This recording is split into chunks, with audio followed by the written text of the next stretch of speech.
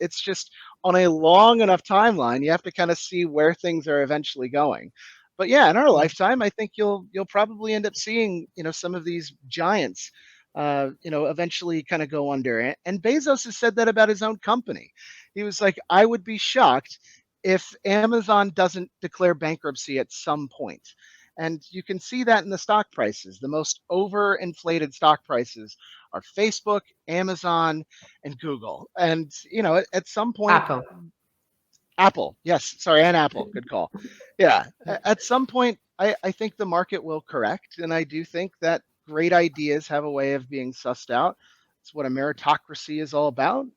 So, yeah, it is challenging, but if you have some talent, I think you can do a lot of really interesting Yeah. things. I think it's more than talent because we have the methods. Like when I started working with startups, let's say 15 years ago, we didn't have all these methods how to do things like faster, but fast, yeah, but with thought and strategy, which is that was added afterwards, right? And Yes. I could say like in the beginning, they just tried things out and failed and tried something else.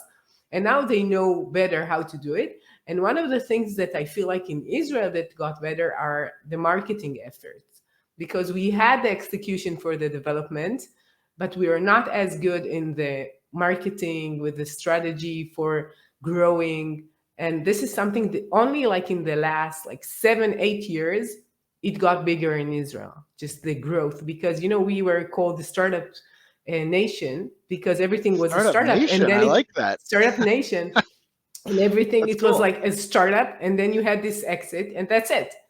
And now many companies say no, we're going to grow it for ourselves, not for someone who is like a bigger company acquiring us. And therefore they are making so much more efforts in measuring things. And I think that the capabilities of marketing and measurements are so much better these days than like 5 years ago even. And then they are getting so big afterwards, like, and it wasn't like back then everybody thought about the exit. When do we get the exit? Like, yeah, 3 years, we're done, Sure. we're gonna do it or not. If not, we're failing, that's it. So the fact that companies are understanding that, and I think it's not only in Israel, it's very big in Israel because we had so many startups, and only in the last few years they grew and decided to IPO and everything. Yeah. But do you feel that in Denmark? Do you see the same thing? Well, I think Denmark has a habit of thinking that it's it's in the future. It's beyond the looking glass. I do think startups in general have a much easier time of it than ever before. Access to money is crazy easy these days. I remember going out and trying to get investors to just hear a pitch back in Washington D.C. and this was probably like 2014, 2013. It was really hard to just get in front of somebody. The barrier to entry on that is so much lower because there's a lot more VC capital just kind of floating around. I also think that people are a bit more. I can't remember the phrase for this, but like it's kind of the theology of like everything goes to zero. So like in the old days, like you used to have to pay for email, you used to have to pay for certain social media platforms. And as things became more commonplace, it goes to either a free or freemium type situation.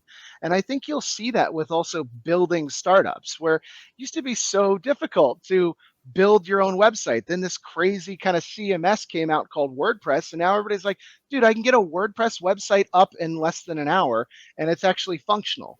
I think you'll see that with products as well. So like Bubble is this really fascinating platform along with like Angora that allows you to just plug in different APIs. And I genuinely believe within the at least next 10 to 15 years, you will probably see the first single person company that reaches a billion in sales within its first year of business. The barrier to entry is so low, and that means anybody can do it. Anybody can learn my job, which is kind of scary when you think about it. You can get on YouTube and you can watch all these creators put together the same stuff that I've been doing for years. It's taken me forever to gain traction. Their hope is that they get a little bit of exposure by giving away some of their best stuff. But the reality is, yeah, anybody can build this stuff, which makes it really interesting, but also uber competitive. So, yeah, my experience with the startup scene is that I think before you really did actually have to, yeah, you had to have some good connections. You had to have something in the way of, I think you still need good timing. But I do think it's a heck of a lot easier to go from 0 to 1 than it ever has in any time in the world's existence. Like it's at your fingertips. And I'm sure it's the same in most other startup cities is, yeah, you don't need that much to get off the ground. I think it is a lot more difficult to go from 2 to 10 or 10 to 100. But yeah, Yeah. it's a different world these days.